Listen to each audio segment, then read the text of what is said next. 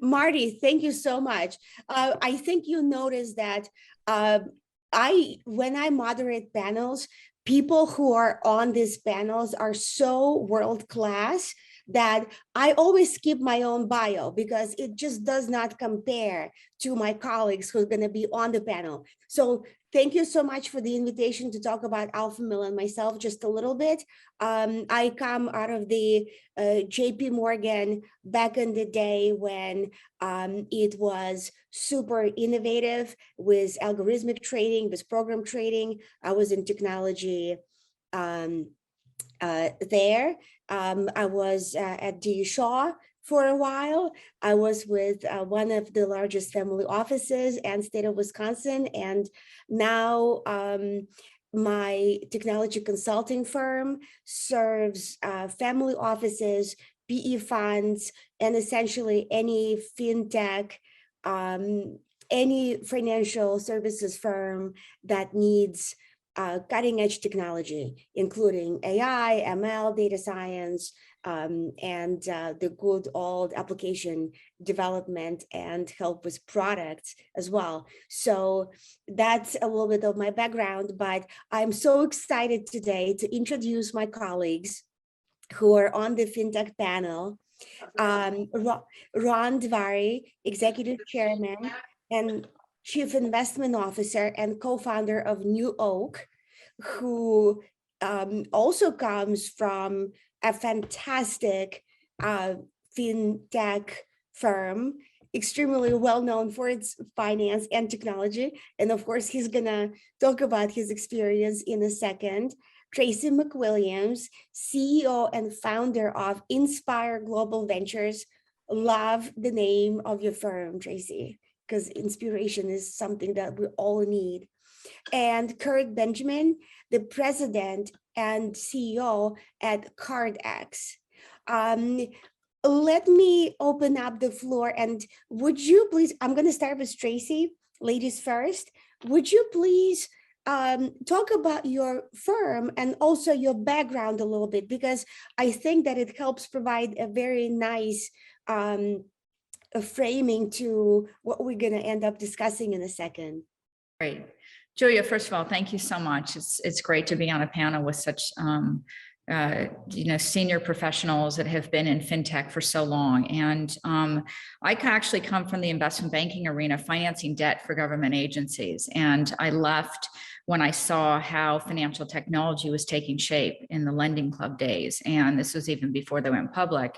And I just thought, wow, this is going to be a new world in financial technology. And since then, it has just exploded, not only on the payment side, but it's exploded in crypto and digital assets, anything you can think of on financial technology. And I think we're just beginning that scale to the top. So I started Inspire Global. I've invested my own money in financial technology firms back when Lending Club started. And since then, I have created my own platform that is an early stage founder in the management of early stage companies in the fintech space. Thank you, Julia.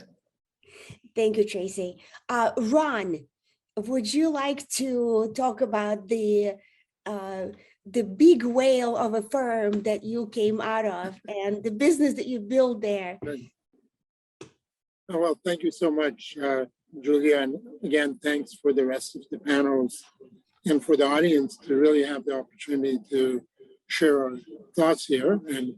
And that's really what it is. Today is more hopefully tickling your mind and see whether we can be additive.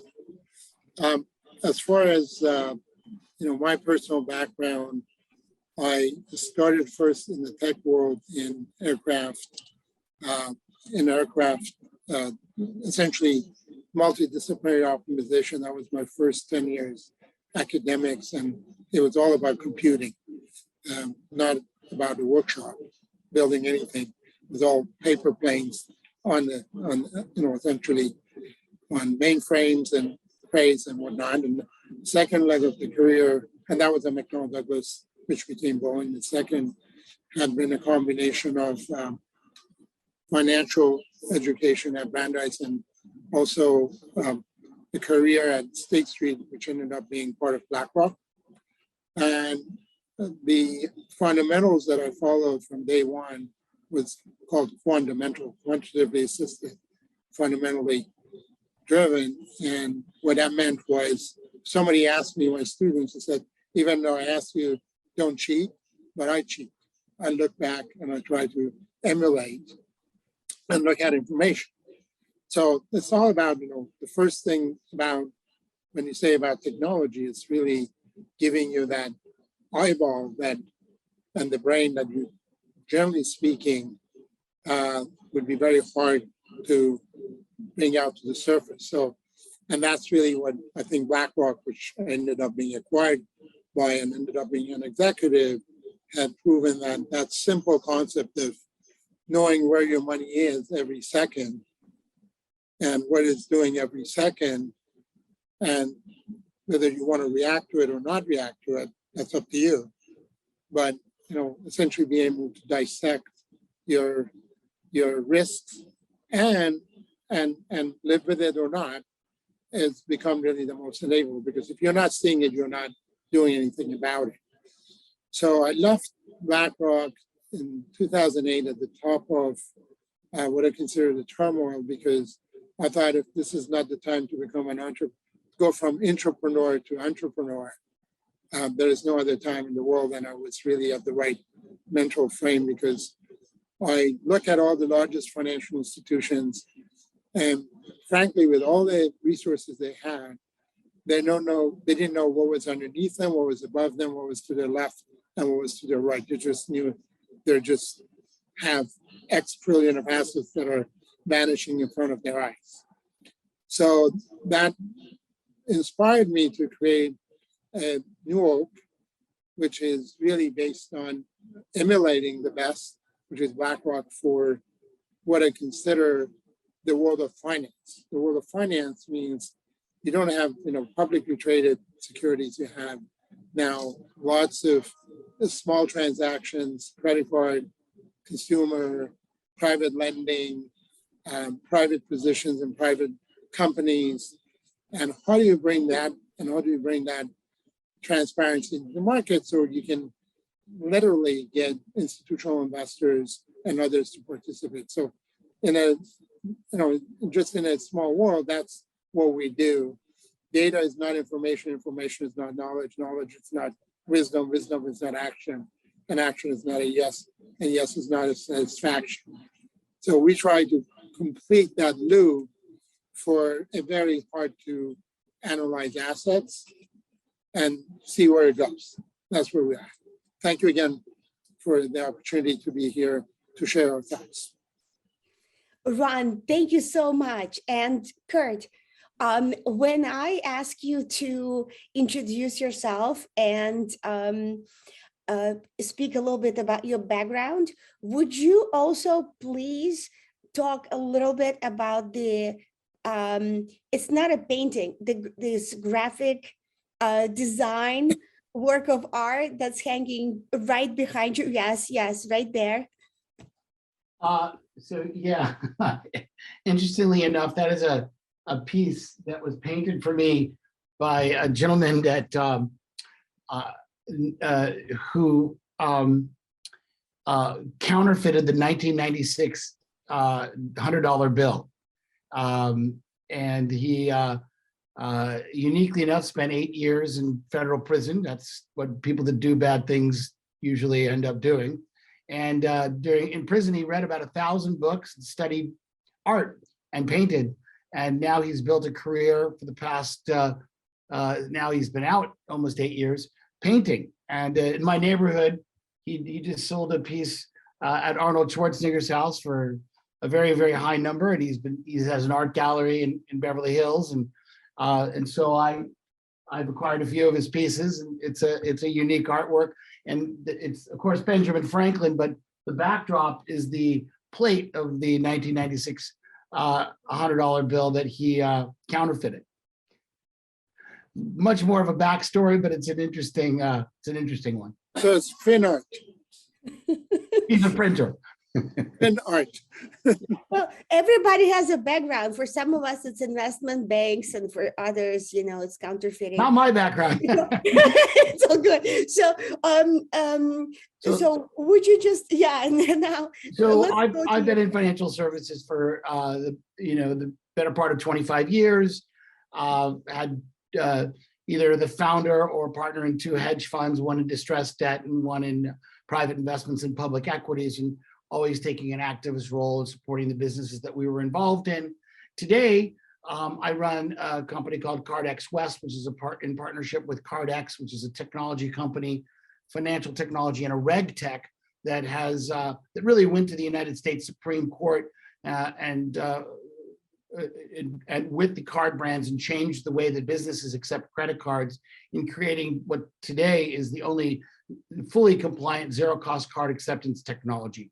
Another silo of my business is tied to a company called Avenue Technologies, which has also changed the way the real estate industry handles mortgages and bringing new revenues to real estate agents through installing fully digital mortgage marketplaces inside real estate agencies. And then another is a new way of democratizing lending to consumers through retail installment finance, retail installment agreements. And that came through a previous iteration where we changed the way that commercial loans were handled, and being able to underwrite commercial leases and loans in less than 2.5 seconds. And we created a hub and spoke model that allowed us to underwrite, fund and or forward flow these loans. And we grew that business to about 16,000, 17,000 applications per month.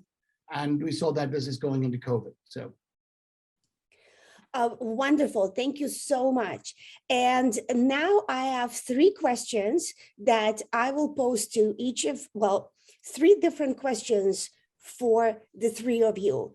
And because we just started with art, a little bit of jail time, but mostly all the creative stuff, right? So Tracy, do you find creativity in fintech? Well, first of all, there's so much creativity in fintech. That's how financial technology is allowed to grow so much. You don't have old legacy systems. You don't have systems that you have to work within. And so you have a lot of flexibility with fintech. There's been so much going on in the financial technology market. The buy now, pay later has doubled since 2019. Gen Z accounts for 36% of that doubling. And payments has grown exponentially, as you heard from some of the panels, and all the things that they're doing with regards to the marketplace. Meta and Twitter are now in the payment space. And so there's a lot of creativity, not only with the old firms, but I don't call Twitter and Meta legacy firms, but also allows a lot of creativity to grow within the organizations. The ability to identify innovation is the key, I think, and to identify trends within innovation is the key to creating what you can step into the marketplace in financial technology, not only on the investment side and identifying innovation early so that you can make the investment, but also identifying tools that help to accelerate your business model and innovation. And so there's a lot of synergy going on in the financial technology space, not only with companies using embedded loans in their financial technology platforms that are not related to their own business model. So there's a lot of creativity, there's a lot of synergy, and there's a lot going on in the financial technology space. And it's exciting to see how it's growing even more than it has been. Thank you, Tracy. Ron, what does Fin plus tech mean to you? So there's a difference between Fin plus tech and then Fin or FinTech or tech, right? So if you're talking to venture firms, when they're talking about FinTech, they're looking for companies who are providing essentially services that primarily SaaS, software as a service, right? They think that provides a lot of high volume, high transaction, low margin. They want to make one cent out of every transaction, and that makes them rich, right? So they get really a lot of valuation. They essentially valuation is based on the eyeballs, if you will, or the number of transactions. And you can see Plaid, or you can see, Shopify, for example, and the other five. Shopify is not Amazon. Shopify is make other people to build Amazons if they are, right? Yep. To couple logistics to their e-commerce. So those are not really Fin, but they're effectively helping embedded Fin to be able to survive and operate, right? Fin plus Tech is, go back to my, giant of a firm, as you mentioned, BlackRock. It was a financial asset management firm that decided to use operational leverage through the use of technology and information transparency, human in the loop type operation where you were not just using email, you were not using phone. Essentially you could go from a transaction, the minute it occurred, your portfolios were updated and both the client and the portfolio managers could see.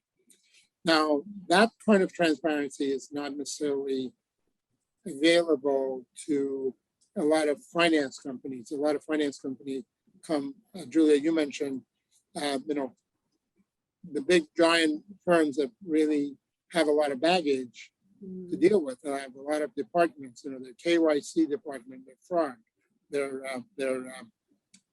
onboarding, their monitoring, their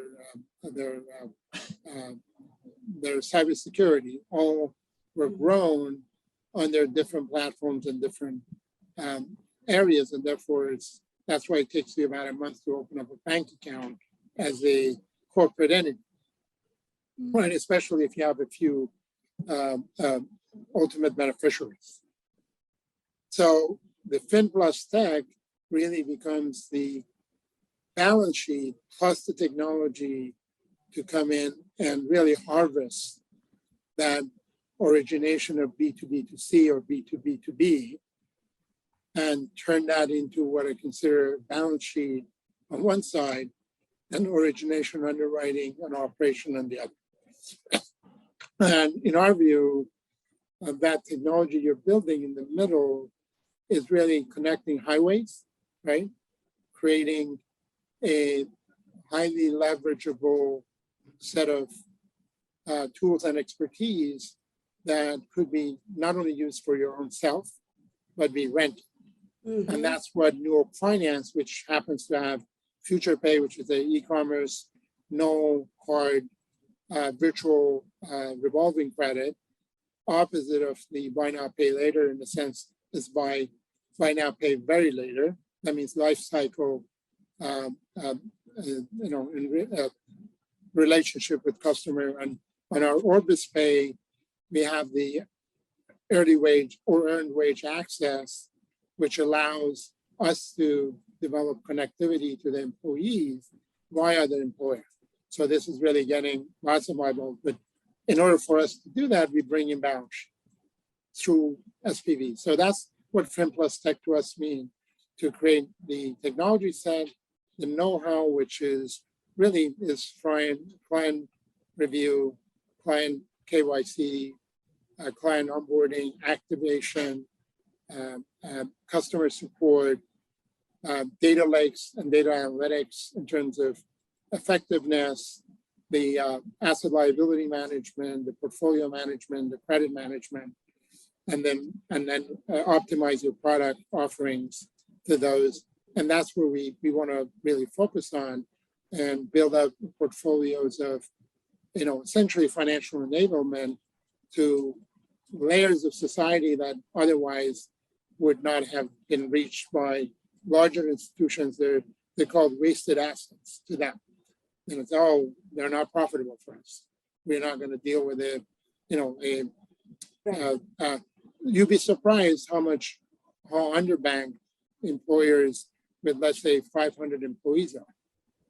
The banks are not, they're nobodies, because they want to go after, JetBlues of the world. They want to go after, American Airlines of the world, as opposed to, for example, somebody is, has 3 factories and creating cookwares, for example. So anyway, that's what Fin Plus Tech is for us, and we think we can then create differentiated products plus ESG, be able to, develop long-term relationship both with employers, merchants, as well as with the end consumer.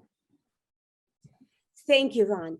Kurt, you've managed to bring technology to very interesting places, and building on what Tracy and Ron just talked about, bringing that creativity into the process, and of course, innovation, right? That's been happening within FinTech, and taking the technology, the pure technology, and finding the practical uses for it is what you've done a few times.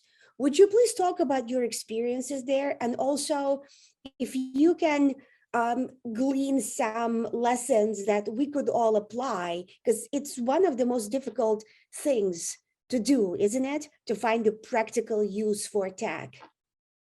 Oh, well, yeah, it's a very interesting question and subject. I'm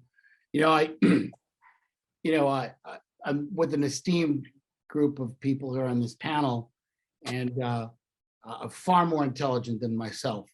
My job is taking a lot of the innovations that engineers and technologists create and getting it into a practical use case scenario. And at some point, this technology, many of the technologies that are being utilized are utilized at a consumer level or at a business level. And so they start with complex algorithms, and at some point, a consumer or business needs to use these. And so my job has been cementing those relationships, both in consumer portal relationships, business portal relationships, and by the way, bank relationships. So I just, for example, completed a relationship with Citizens Bank, which happens to be one of the few banks which is very tech forward. Mm-hmm. But I won't name many of the other large banks that I've worked with that aren't so tech forward. But the experience that I've had is that one of them is I keep the technologists as far away from the businesses and the consumers as I possibly can, because they can't explain it at that level. And I try to really reduce this down to a simplified product use and interface, of course. And that's a big iterative process. And I've watched that really take place many, many times. And I really love to see that that process take place. People that that are experts in UI and UX are my heroes, because while the technology is being delivered, dumbing it down, excuse the expression, to that UI UX, to where we can interact with it and bring it into daily use, is really where it becomes deployable, highly deployable and scalable. And that iterative process is where I've played a role, certainly in being able to communicate both consumer interaction and business to business interaction to our teams to say, hey, we're not meeting each other on a level playing field here. We need to change things to make it more usable, more scalable, and more streamlined for day-to-day activities. And so, bridging that gap and bridging that that relationship between the technologist and the consumer or business, and watch. Look at the early, the early iterations of the CRMs and how much easier and better they've become, and the way that employees are able to onboard their data and access that data on a day-to-day basis. It's changed so much. It's become so easy, so much easier that, it's not just young, the amount of people that can interact with them has changed dramatically. It's probably, for me, I find it incredibly exciting to be able to work with brilliant engineers and to be able to work with people that know nothing about engineering, but need to interact and utilize this technology on a day-to-day basis, whether they're entering apps for consumers through a portal that allows them to, instantly underwrite, whether it's a real estate mortgage, consumer mortgage, or commercial loan for equipment, or whether it's through for what we do today in our RegTech for businesses to be able to reduce the cost of processing fees. But it's a really exciting component, and all I would say is make sure that the people that you have that are focusing on that UI UX are as brilliant as the people that you have that are creating those algorithms and building the technology itself. So if I could hop in really quick, Julia, and just tie in what Ron and Kurt has set forth, which has been really interesting. I came from the investment side, obviously the banking side, and I have since started an early stage company called Jaspy. And what's interesting is, and I understand UX UI, very, very interesting business part of your project. But what's interesting, if you think back to Uber was not a technology company. It was not a transportation company. It was a technology company.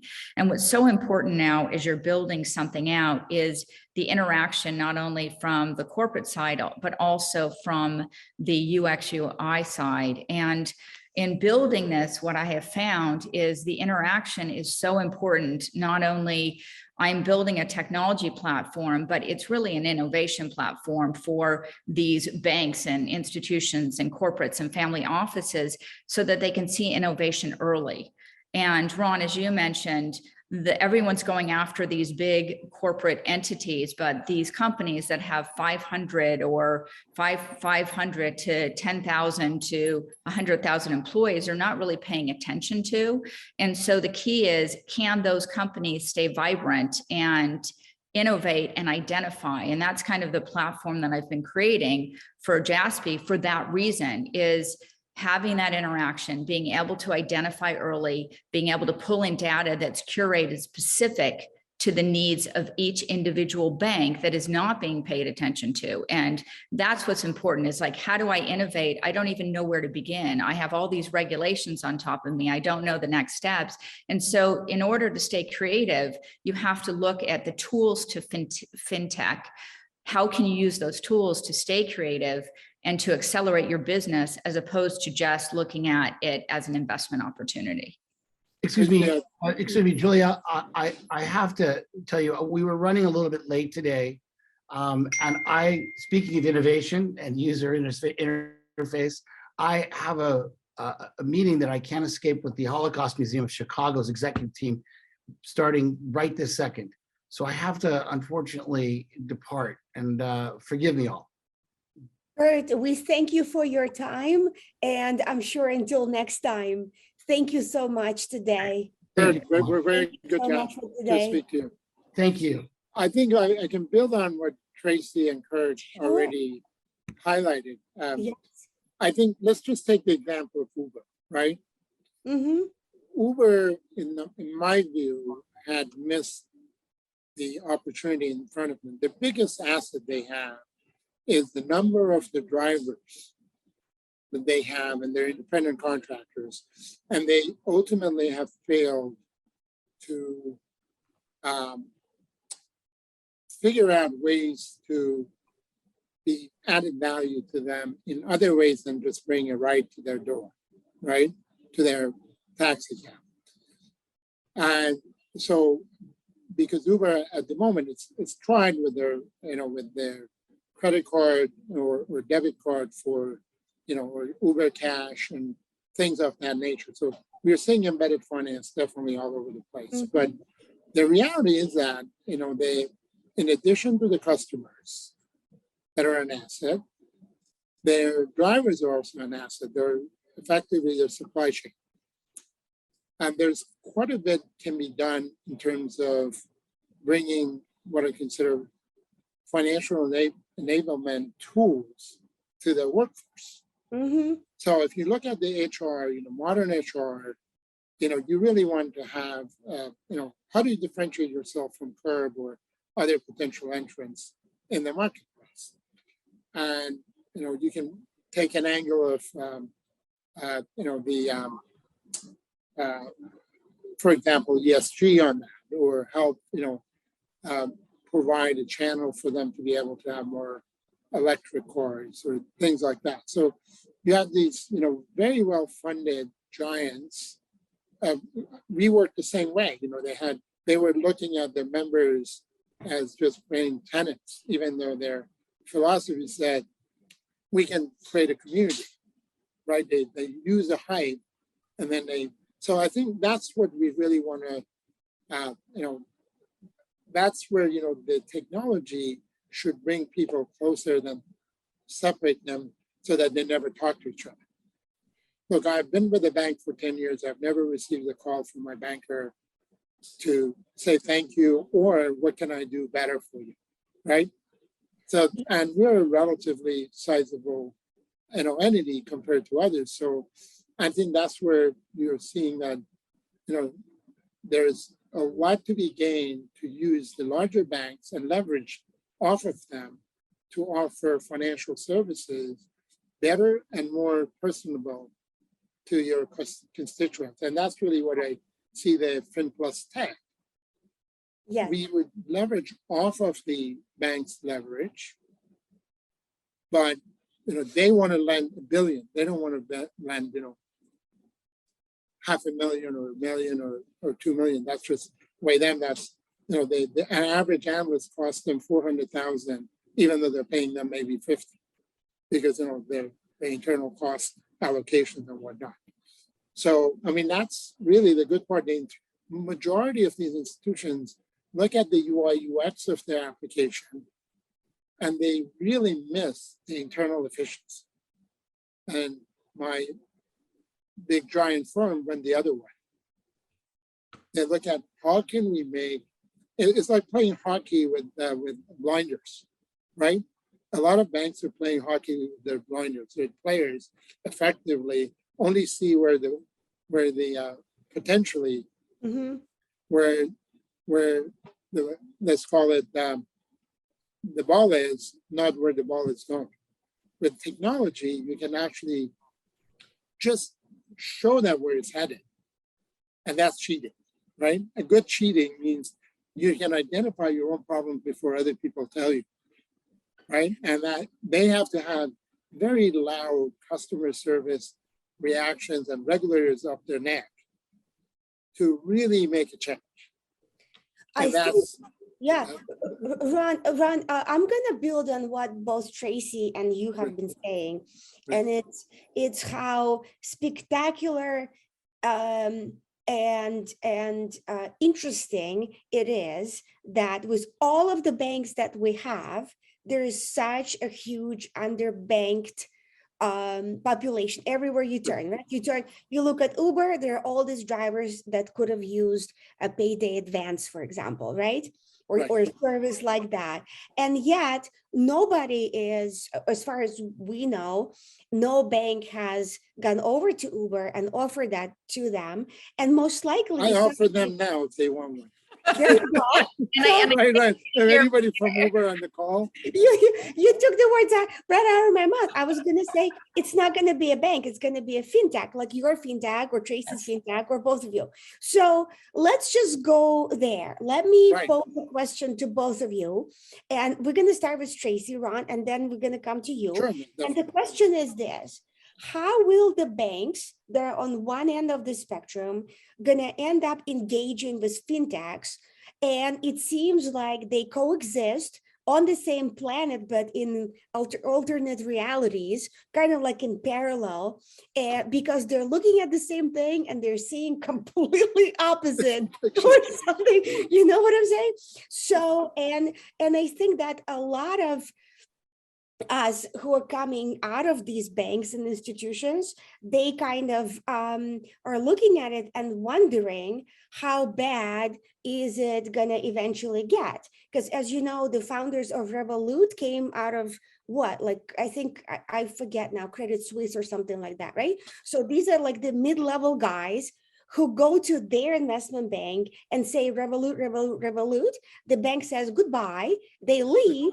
And then the venture arm of that same institution invests in them. So is this what we're going to have to deal with kind of going forward? And is there a way to avoid that? So Tracy, please start, and then Ron, you jump in right after her.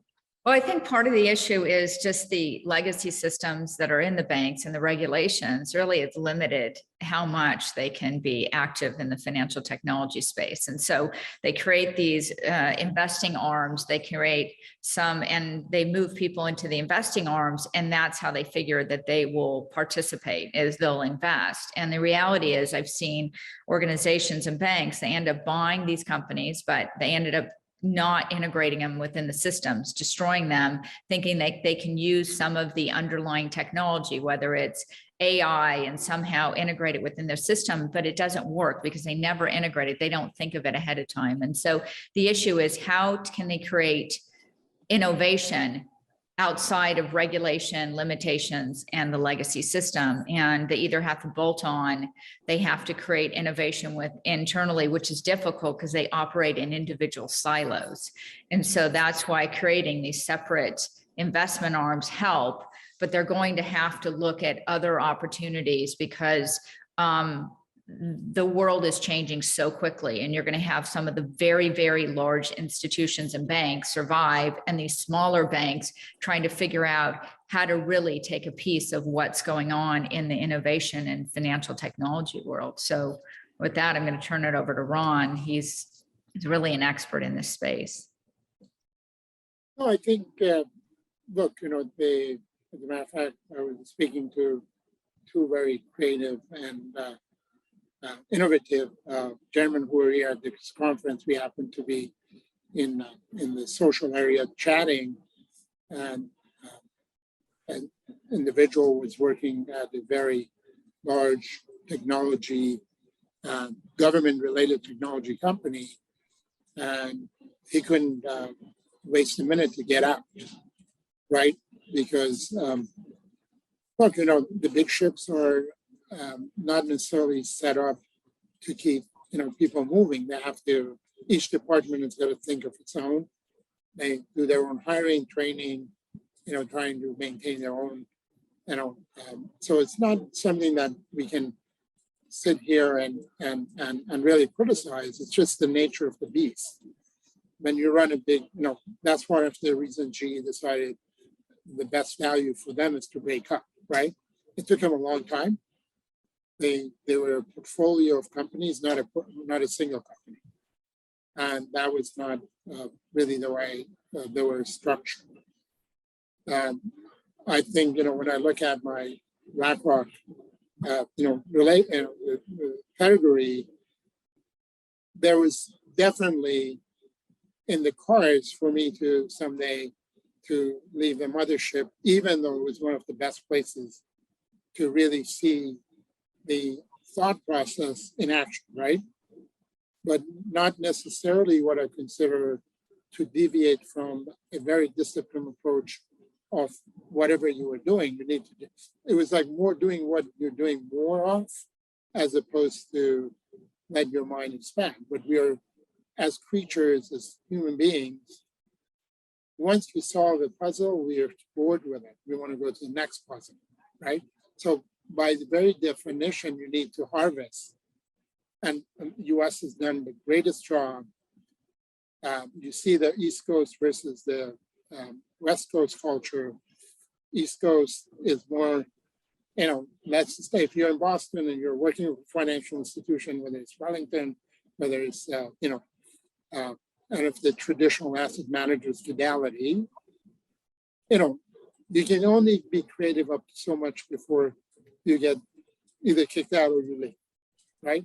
So I think that's just the nature of the beast. And when I was teaching at the Brandeis Financial Engineering, one of the values you learn as a finance guy is that you need to exercise your options efficiently, but not too early.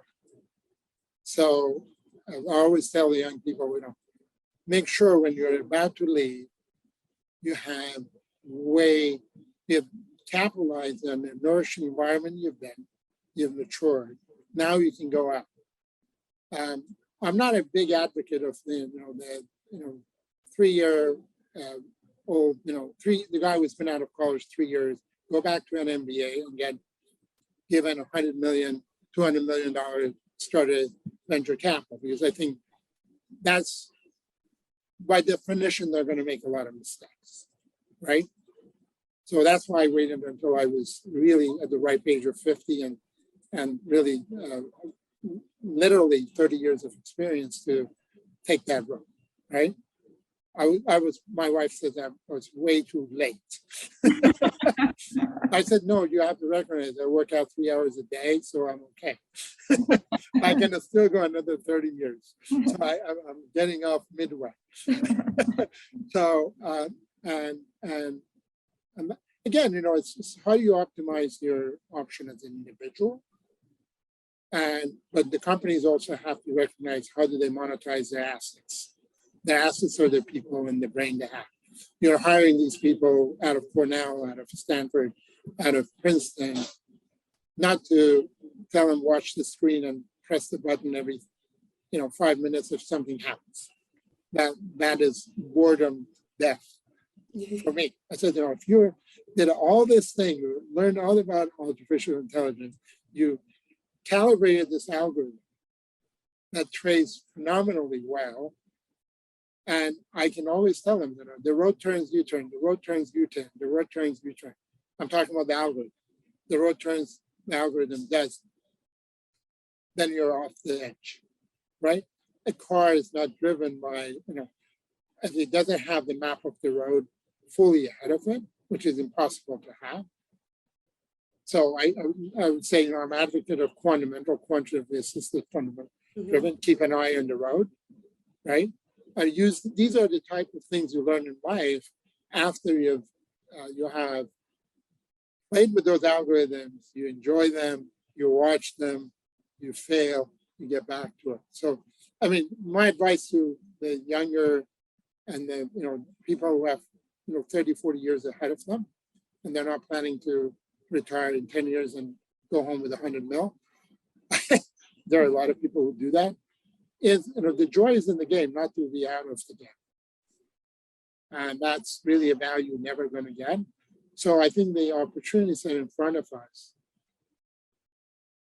if you take all the history today and you look at the kind of tools we have available to us going forward, really, it's just mind-bogglingly exciting. And that's really what I'm looking at.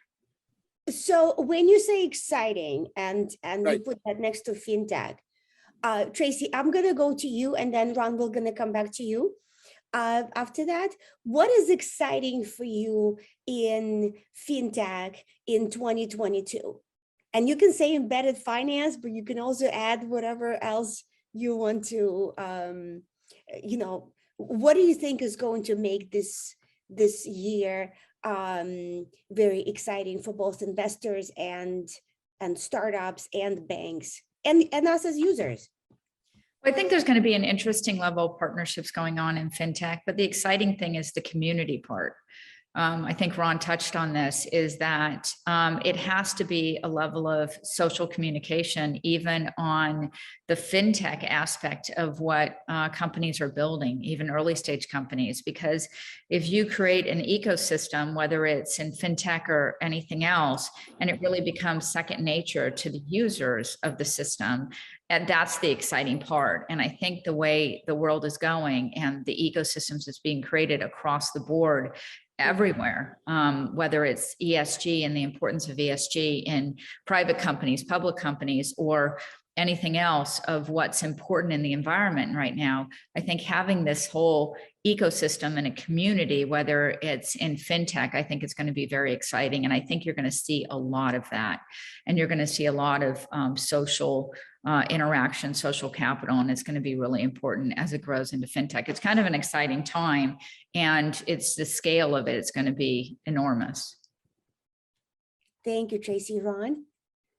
Yeah, I think, I'm going to use an analogy of, you have artists, you have architects, you have engineers, you have construction and management companies, you have people who build it, and then the people who end up operating, right?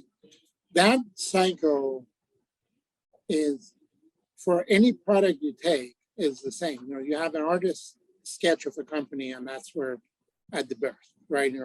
It's going to look like this.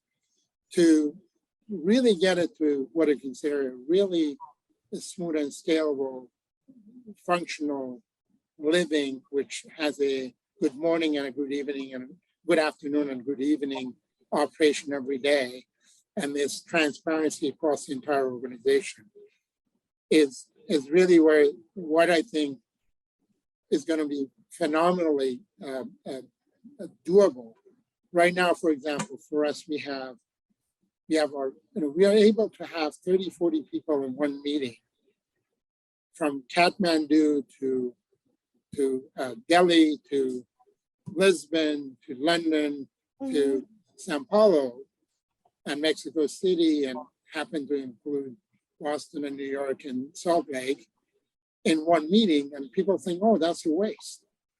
Why do you have, your development, your product definition guy, and the guy who is in charge of activation? Or I said, if these guys don't understand and see the flow, then you don't have a product. If, again, I go back, I actually don't think it's all about UI UX. It's about what do you do once you have the data? How do you react to it internally, right?